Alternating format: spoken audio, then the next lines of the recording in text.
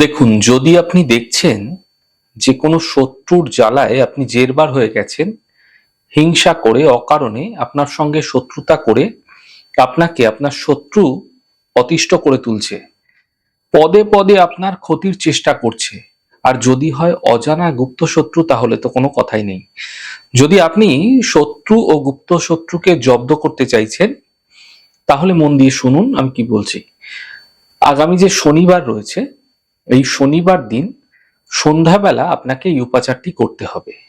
এই উপাচারটি করলে আপনার জানা বা অজানা শত্রু নিজেই কিন্তু বিপদে পড়তে পারে। প্রথমে আপনি কি করবেন, 7টি কাঁচকলা গৃহে নিয়ে আসবেন।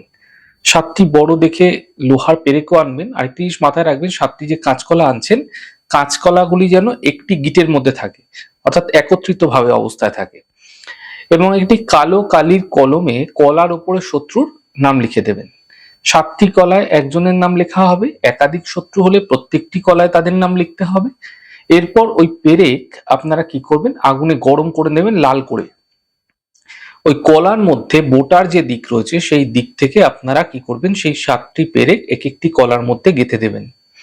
গাঁথা হয়ে গেলে সেই 7টি কলা একত্রে কোনো পুকুর বা নদীতে আপনারা সেই সময়কালেই ভাসিয়ে দিয়ে চলে আসুন। প্রক্রিয়াটি শনিবার সন্ধ্যাকালে করবেন, রাত্রের দিকে করতে পারেন, তবে দিনের বেলায় করবেন না। মাথায় রাখবেন, এই প্রক্রিয়া করার সময় যেন কেউ আপনাকে না দেখে, এবং এই প্রক্রিয়া অত্যন্ত গোপনীয়তার সঙ্গে করবেন। একটি ছোট্ট প্রক্রিয়া পরপর 3টি শনিবার এই প্রক্রিয়া আপনাকে করতে হবে। এই শনিবার থেকে শুরু করবেন, পরপর 3টি শনিবার করবেন।